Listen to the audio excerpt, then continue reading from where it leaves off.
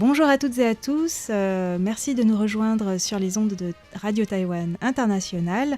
Ici Sasa pour vous présenter On en parle à Taïwan aux côtés de Lisa Dufaux et Valentin Floquet. Alors aujourd'hui, on en parle à Taïwan. Je pense qu'on va encore une fois vous amener dans des mondes complètement différents, puisque nous avons des caractères assez différents. Oui, alors perso, je vais vous présenter un petit peu ma rubrique avant qu'on en parle plus en détail. Ça va être au sujet d'un événement astronomique. Oula, voilà. Effectivement. Un événement organisé par le musée astronomique de Taipei et qui a fait un événement en ligne très, très intéressant, animé par des VTubers. On en reparlera tout à l'heure, je vous demanderai si vous savez ce que c'est un VTuber. Oui, d'accord, je peux d'ores et déjà te dire que je ne sais pas ce que c'est. Pareil pour moi, donc très bonne question, on va voir ça tout à l'heure. Et nous, avec Sasa, on vous parlera d'anthropologie et d'ethnographie. Voilà, nous on est encore les pieds sur terre en fait. Voilà. Mais c'est aussi de la science, science sociale. Du coup, on va peut-être commencer, parce que le suspense est insoutenable. Valentin, donc, qu'est-ce qu'un un VTuber? Voilà, je vais l'amener petit à petit dans ma rubrique, mais on va d'abord donc revenir sur l'événement. C'est en fait le passage de la comète C 2022 E3 ZTF. Voilà. C'est une comète qui a été découverte en 2022 et qui a pu être observée à Taïwan le 1er février. Et donc, il y a eu un événement en ligne, en direct, sur YouTube, animé par des VTubers. Qu'est-ce que des VTubers, donc? Le V, pourquoi? Une idée? Virtuel, non? Ouais, virtuel peut-être. Exactement, c'est ça, c'est des virtual tubers, si on le dit en anglais. Donc ce sont des personnages virtuels animés en direct. Donc en gros, c'est... des animateurs virtuels en fait. Ouais, c'est-à-dire qu'on voit pas la personne. Mais c'est quand même une personne. Mais c'est vraiment une vraie personne. C'est une vraie personne qui parle. Ah bon, d'accord. Mais... ce sont donc... c'est un peu comme la radio en fait. C'est un peu la radio. Mais les animateurs, on ne voit pas. Sauf qu'on voit un personnage animé quand même discuter, parler et avoir des émotions. Il change d'habit, etc. Donc pendant à peu près 1 heure que la vidéo a duré, ils mettaient des masques, ils changeaient un petit peu. Et donc... à Taïwan, les VTubers, à 99%, je vais dire, ont quand même une caractérisation très manga. Et là, c'est le groupe Extreme Deep Field Project qui était présent aux côtés de l'animatrice qui était, je pense, une chercheuse. Ils donnent pas les noms réels, bien sûr, qui était une chercheuse du musée astronomique de Taipei, qui était donc à ses côtés pour animer et réagir aux questions astrologiques et bien sûr à la comète. Alors, est-ce que vous savez comment on dit une comète en mandarin? Non, je ne sais pas. Est-ce que vous savez dire une étoile filante? Une étoile, oui, mais filante, je ne sais pas. Non. Liuxing. Ah bah oui. Liuxing. Et en mandarin, la comète se dit Huixing. Et c'était la première question qu'elle posait justement. Comment s'appelle ce genre d'événement et ce genre de... Et les VTubers ont réagi en disant Liuxing au lieu de Huixing. Et elle a pu comme ça enchaîner l'animatrice, la présentatrice, expliquer ce qu'était une Huixing. Et donc pendant l'heure d'explication, il y avait 1 minute pour montrer les clichés juste de la comète. Et le reste a été de remettre en contexte l'histoire de la comète, les premières observations, etc. Cette comète est un peu spéciale puisque elle est de couleur un peu verte. Donc les chercheurs expliquent que c'est dû à un composant chimique qui est du diamide de carbone, si je me souviens bien. Voilà, c'est très spécialisé là. Et donc l'événement a duré 1 heure. Ce qui est intéressant aussi à voir dans cet événement, donc les deux animatrices VTubers s'appellent Irendel et Omua. Et un des anciens surnoms de cette comète qui a changé parce qu'ils se sont rendus compte qu'elle était séparée d'une autre qui croyait que c'était la même à chaque fois en fait. Et en fait ils ont séparé les deux. Et donc Omua était l'ancien nom de cette comète et en fait le vrai nom c'est Oumuamua. bon, voilà, c'est des petits détails, mais C'est En tout mignon cas, c'est comme plus nom. sexy comme nom que le nom que tu nous as dit tout à l'heure avec des chiffres et des lettres. alors c'est C'est- 2022 E3ZTF, oui, c'est le nom, sachant que Oumuamua a aussi un nom scientifique qui est 1I 2013, je sais plus quoi. Voilà, donc voilà, c'est juste des détails, c'est le monde de la science et des comètes. Et donc, ces VTubers, c'était intéressant parce qu'il y a quand même, moi ce qui m'a impressionné, c'est surtout l'activité des gens qui ont regardé, parce qu'il y a eu quand même plus, depuis le 1er février, depuis hier, enfin non, pas depuis hier, depuis mercredi, il y a eu quand même déjà plus de 25 000 vues Ah oui, quand même. et 750 likes à la vidéo YouTube, quoi. Ça prouve qu'il y a un vrai intérêt à Taïwan pour ce genre de questions, ce Ou genre de pour les sujet. VTubers qui sont quand même des influenceurs. Peut-être les deux. En tout cas, sans doute que c'était le but Voilà. du musée, d'attirer un petit peu les internautes. Ah bah, s'ils le font, c'est qu'il y a une raison. Et donc, Et c'est chouette, hein. c'est les deux participantes, le projet Extreme Deep Field, en fait, XDFP, sont des vulgarisateurs de sciences et d'accord. d'astronomie. Enfin, des vulgarisatrices, parce que c'est qu'une équipe de filles. Et c'est assez intéressant, en fait, de voir tout ce monde-là et de voir que ce ne sont pas que des personnages fictifs qui font que discuter avec leur communauté d'une manière un peu frivole, pour être clair, puisque c'est quand même beaucoup de VTubers qui font ça. Hein. Et donc, c'était très intéressant à voir. Et ce qui m'a beaucoup impressionné, c'est l'interactivité quand même sur un sujet très technique et très de passionné au final.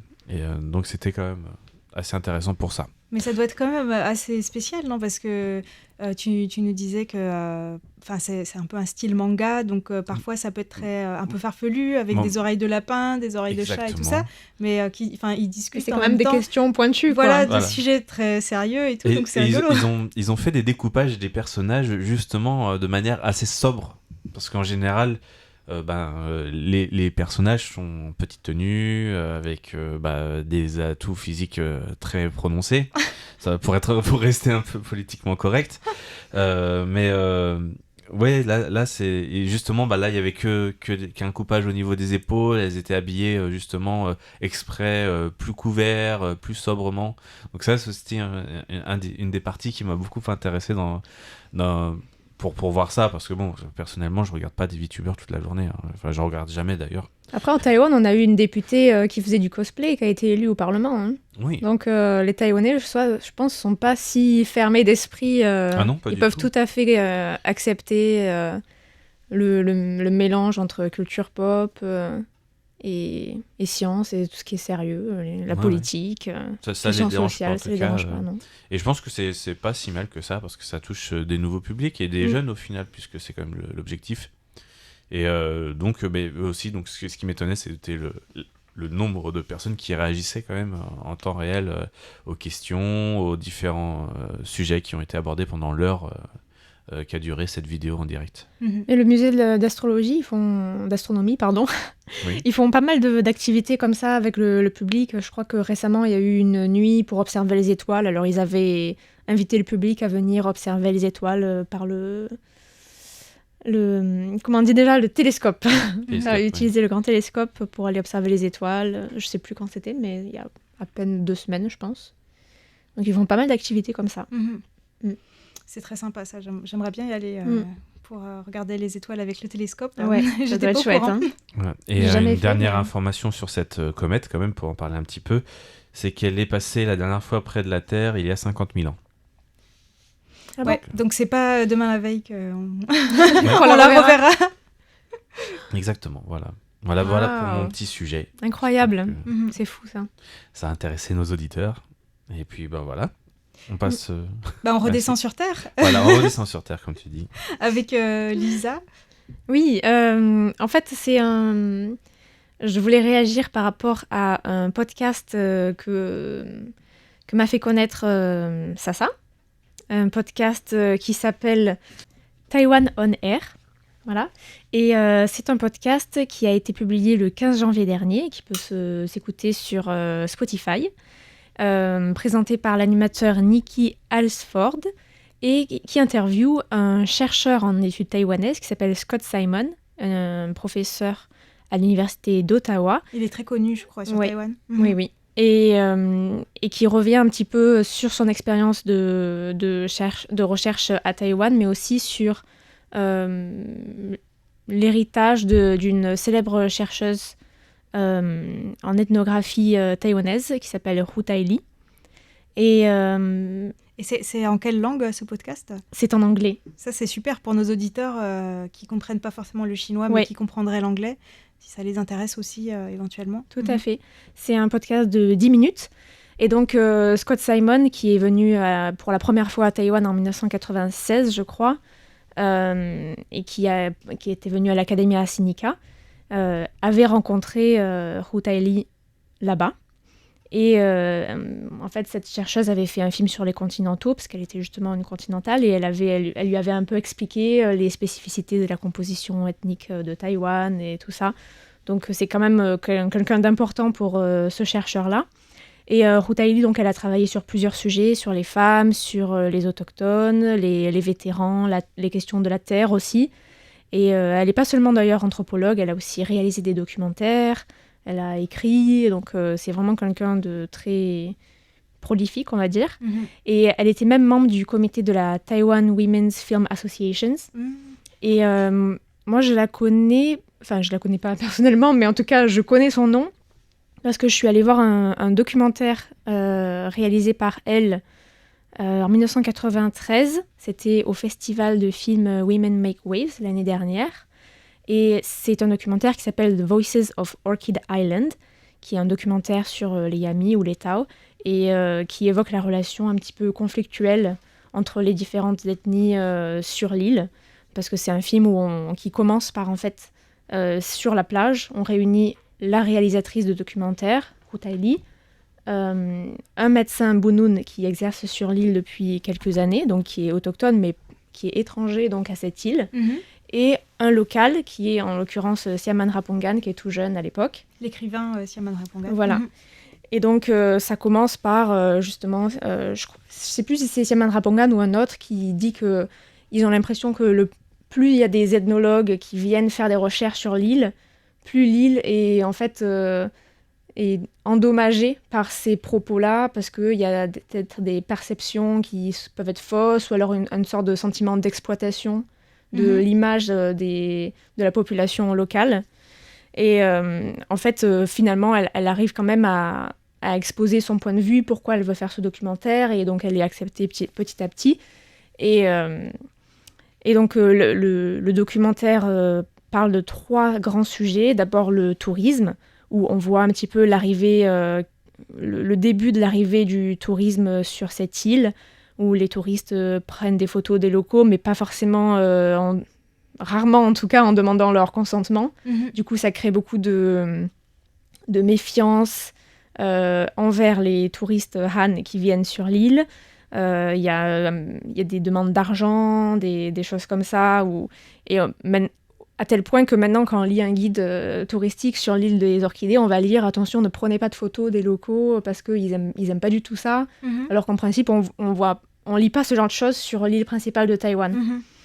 Et donc, ça montre bien que c'est quelque chose qui a beaucoup... Enfin, qui était vraiment... qui a créé beaucoup de mécontentement sur l'île. Ensuite, le deuxième sujet qui est abordé dans ce documentaire, c'est la médecine et les croyances. Donc les relations entre la médecine occidentale et les croyances, les savoirs locaux, les savoirs autochtones aussi. Donc le documentaire suit le travail du médecin Bunun sur cette île. Donc il essaie de convaincre les parents d'envoyer par exemple leur fille sur l'île principale de Taïwan pour se faire soigner, parce qu'il y a un traitement qui n'est pas accessible ou une opération, je ne me souviens plus exactement. Ça fait quand même quelques mois que je l'ai vu, donc c'est plus très clair dans ma tête. Mais en tout cas, les parents veulent pas vraiment qu'elle se fasse soigner de cette manière-là. Ils ont peur, ils se méfient un petit peu. Et justement, le documentaire parle d'une croyance vraiment intéressante qui, en fait, selon laquelle, quand un enfant peut avoir une fièvre après s'être rendu tout seul dans la jungle, parce qu'en fait, les enfants évoluent, enfin, c'est peut-être plus le cas aujourd'hui, peut-être qu'ils ont été un peu influencés par les RAN et que maintenant ils gardent un peu plus leurs enfants près d'eux, mais en tout cas, traditionnellement, on va dire que les enfants avaient plus tendance à courir un petit peu partout, à jouer tout seuls pendant la journée. Voilà, c'était pas un problème, donc ils allaient se balader dans la forêt, tout ça, pour jouer. Et qu'il y avait donc cette croyance que si un enfant avait la fièvre, c'est que peut-être que je crois que c'était son âme ou son esprit avait été peut-être capturé comme ça dans la forêt. Donc les parents allaient dans la forêt, là où à l'endroit où l'enfant s'était rendu, faisaient une petite offrande pour essayer de récupérer cette âme ou cet esprit.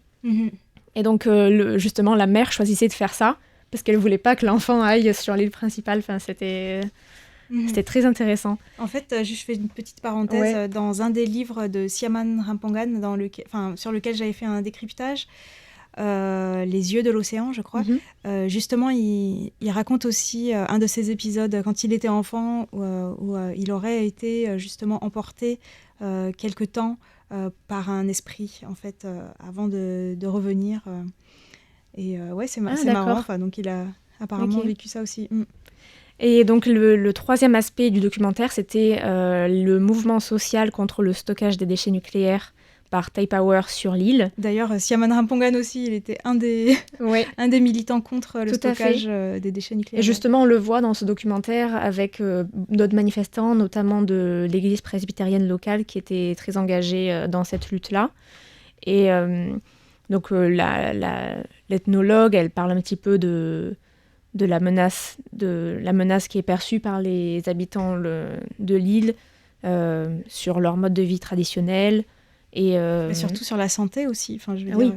sur la santé, bien sûr, et aussi sur le mode de vie, parce que ce sont des terres qui leur appartiennent, des terres ancestrales, et on ne les a pas consultées pour mettre ces déchets-là. Et donc, le documentaire s'intéresse un petit peu aux motivations personnelles de l'engagement politique de ces personnes. Donc, c'est vraiment très, très, très intéressant. Et ce documentaire-là, d'ailleurs, a gagné le prix du meilleur documentaire au Festival du Cheval d'Or en 1993. Il a été projeté dans plusieurs festivals internationaux de films. Et d'ailleurs, à la fin du film, on voit la tournée de ce film dans les villages de l'île.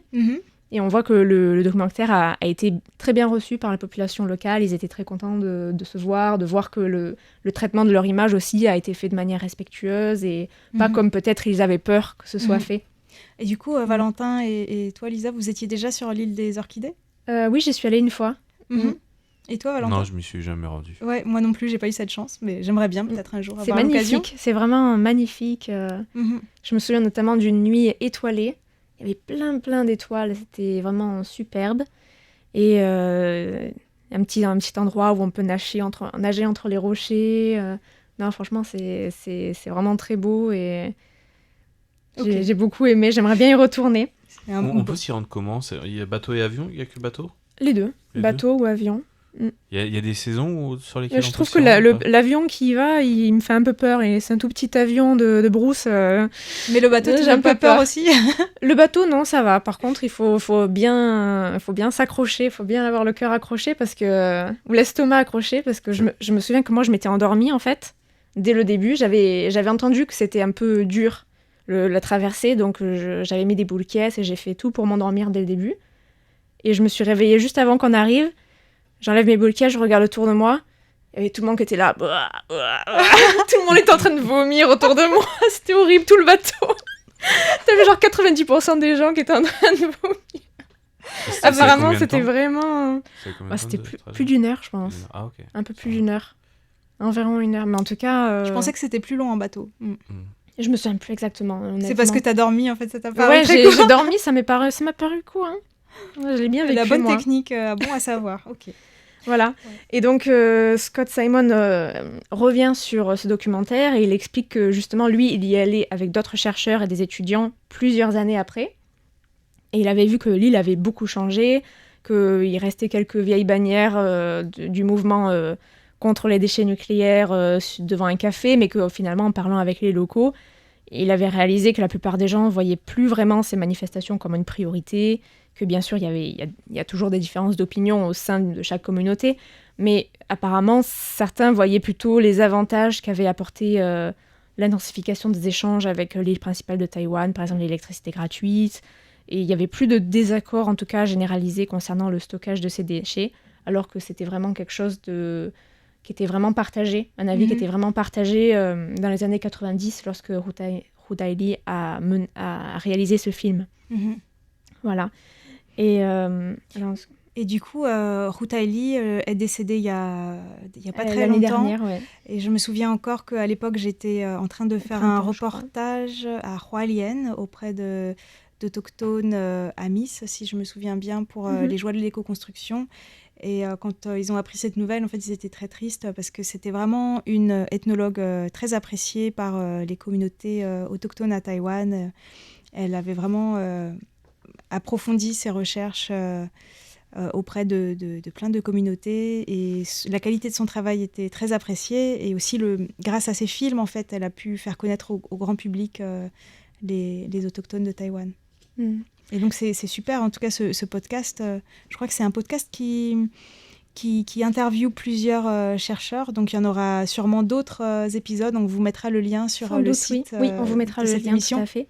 Et d'ailleurs, Scott Simon expliquait aussi un petit peu comment il avait été amené à faire des recherches d'ethnologie, d'anthropologie à Taïwan. En fait, il expliquait qu'à la base, il avait fait une licence de recherche sur l'Asie de l'Est, et qu'il était plutôt concentré sur le développement économique, donc le développement économique de Tainan d'abord, ensuite les femmes entrepreneurs à Taipei, et que là-bas, il avait rencontré des membres de la communauté Rukai, et puis qu'il avait été touché par certaines luttes sociales qui étaient menées par ces groupes, notamment justement le stockage des déchets nucléaires à l'île des Orchidées, mais aussi la grande cimenterie de Hualien. Donc il avait rencontré des locaux là-bas, et que c'était ça qui l'avait amené à faire des recherches sur les peuples aborigènes de Taïwan pour les 20 années qui ont suivi. Donc maintenant, je crois que et en ce moment, il fait un projet de recherche qui est financé par le gouvernement canadien, qui s'appelle Monde austronésien au pluriel. Les liens en fait entre les animaux et les humains dans le Pacifique, et lui il se concentre sur les oiseaux, il fait des recherches sur la relation entre les troucous et les sidiques et les oiseaux. Voilà, super intéressant. Ouais. Du coup, je vais rebondir à plusieurs égards sur ce que tu disais sur l'île des Orchidées, et là, par exemple, sur les langues austronésiennes, parce que j'avais fait une série d'émissions sur la diversité linguistique à Taïwan dans toute sa diversité. Et ce qui est intéressant, c'est que les langues des autochtones de Taïwan sont austronésiennes, enfin de la famille austronésienne, mais la langue qui est parlée sur l'île des Orchidées est un peu différente. En fait, celles qui sont parlées sur l'île de Taïwan, on les appelle les langues formosanes. En revanche, la langue qui est parlée sur l'île des Orchidées, c'est quand même austronésien, mais c'est pas une langue formosane. Elle est plus proche en fait de la langue des Philippins qui habitent sur l'île de Batanes, en fait, qui est pas très loin des Orchidées. Et c'est vrai que du coup, quand on lit le livre de Siama Rampongan, on voit qu'il a vraiment c'est vraiment une relation complexe avec la grande île de Taïwan, parce qu'il se sent pas vraiment taïwanais. Et même avec les autres autochtones de Taïwan, ils n'ont pas énormément de liens. Il en a plus avec les autochtones des Philippines. Donc, Mais justement, Scott Simon disait dans ce podcast qu'il se considère effectivement pas vraiment comme des aborigènes de Taïwan. Ils se considèrent un peu à part, et qu'ils ont plus de liens justement avec cette île-là en Philippines. Ouais. Et donc, je vais continuer à parler de l'île des Orchidées et d'ethnologie, parce qu'on a la chance en fait d'avoir une ethnologue française qui a énormément travaillé pendant des dizaines d'années sur l'île des Orchidées, qui s'appelle Véronique Arnaud. Et malheureusement, elle est décédée en novembre 2022. Et elle était en fait en train de mettre en ordre ses archives pour publier en fait un peu un livre qui était le résultat de toutes ces recherches. Et ce travail n'a pas pu être terminé, parce qu'elle est décédée malheureusement trop tôt. Et donc, je me souviens quand j'avais interviewé une autre ethnologue qui s'appelle Josiane Coquelin, qui travaille sur les Puyuma, elle disait vraiment que c'est très dommage, et qu'il cherchait une manière de pouvoir continuer ce travail. Et donc, cette semaine, j'étais très heureuse d'apprendre qu'en fait, il y a une coopération franco-taïwanaise qui s'est mise en place pour la conservation et la transmission de ces archives sur l'ethnie Tao, donc ces archives de Véronique Arnault. Et donc, tout récemment, il y a la directrice du Centre culturel de Taïwan à Paris et aussi la conseillère de coopération et d'action culturelle française à Taïwan, qui se sont rendus au domicile en fait de Véronique Arnault en Indre-et-Loire. Elles ont pu rencontrer la fille de Véronique Arnault. Il y avait aussi justement Josiane Coquelin qui s'est rendue sur place. Donc elles ont un petit peu fait l'état des lieux de ces archives pour les organiser. Et là, elles sont en train d'être envoyées vers Taïwan. Et une fois qu'elles seront à Taïwan, il y aura des chercheurs qui vont pouvoir les classer et puis peut-être justement faire une synthèse et publier tout ça. Donc c'est vraiment une très bonne nouvelle. D'accord, oui. Et juste pour mémoire, en fait, Véronique Arnault, elle a reçu le prix de la Fondation culturelle franco-taïwanaise pour ses recherches de toute une vie en fait sur l'ethnie Tao. Et comme c'est une femme tout à fait remarquable, je pense que Floriane va faire un ou même plusieurs épisodes de son émission Femmes d'ombre, Femmes de lumière sur Véronique Arnault. Et à ce moment-là, je pense que on en saura un peu plus sur ce projet de conservation d'archives et ça va être très intéressant. D'accord. Ouais, en effet, c'est une bonne nouvelle pour la recherche des études taïwanaises. Ouais. C'est un peu effectivement des femmes de l'ombre, parce que les chercheuses en ethnologie, souvent elles sont vraiment sur le terrain, dans les villages, etc. Mais elles ne sont pas très très connues du grand public, mais le travail qu'elles fournissent c'est vraiment très, très important. Ouais, notamment sur l'étude de la langue aussi. Donc voilà, on a hâte de voir le résultat de cette coopération franco-taïwanaise. Ouais. Voilà. Sans doute que ça prendra un petit peu de temps. Oui, ça c'est sûr. Parce que une carrière en fait de recherche. Oui, tout à fait. Ouais. Donc voilà, c'est vraiment dommage que Véronique Arnault nous ait quittés aussitôt, mais on est un peu rassurés que son travail puisse finalement être lu, et sûrement comme ça sera fait à Taïwan, il y aura sûrement une version en chinois, je l'espère aussi. Il faut, parce que sinon... Ouais, pour que le public taïwanais puisse accéder à ça. D'accord. Eh bien, voilà, on arrive un petit peu au terme de cette émission. Oui, je sais pas, Valentin, ça fait longtemps que tu n'as pas parlé. Tu es dans les comètes, les étoiles, ou tu nous écoutes? Non, j'écoute avec intérêt. C'est vrai que c'est un domaine que je ne connais pas trop et je n'avais pas vraiment de commentaires à ajouter, mais c'est vrai que de mon côté, j'avais déjà entendu parler des premiers ethnologues qui avaient fait des recherches aussi sur les langues dans l'est de Taïwan. Je pourrais même pas dire c'était sur lesquelles ni rien, j'y connais vraiment rien. Je me souviens que c'était des Français, et c'était une Française déjà, non? Les premiers ethnologues, c'était des Japonais en fait. C'était des Japonais? Ouais. Ou alors il y a Josiane Coquelin, les autochtones taïwanais. Je crois que c'était ça, ouais. Elle est quand même à Taidong depuis 40 ans presque. Ouais. Mais je me souviens d'une histoire où il y avait quand même un vrai travail il y avait un travail quand même assez différent de ce qu'avaient fait les Japonais justement au début de la du travail de communication avec les autochtones, etc., qui était vraiment très différent de ce qui se faisait avant, quoi. Qui était une méthodologie plus, je sais pas si c'est français, mais en tout cas occidental, et qui apportait quand même beaucoup plus d'informations sur la culture et même le travail linguistique de ces populations-là. Donc rendez-vous dans quelques semaines sur RTI pour l'émission de Floriane, et puis pour en savoir plus sur ce projet de coopération franco-taïwanais. Voilà, et on vous mettra le lien du podcast sur la page de cette émission, sur l'article. Donc voilà pour l'émission dont on en parle à Taïwan aujourd'hui. On va dire merci à ceux qui nous écoutent en ondes courtes, parce que le programme s'arrête ici, et on vous dit à la semaine prochaine et vous laisse avec le reste de l'émission pour Internet. C'était Valentin Floquet, Elisa Dufaux, Sasa pour Radio Taïwan International.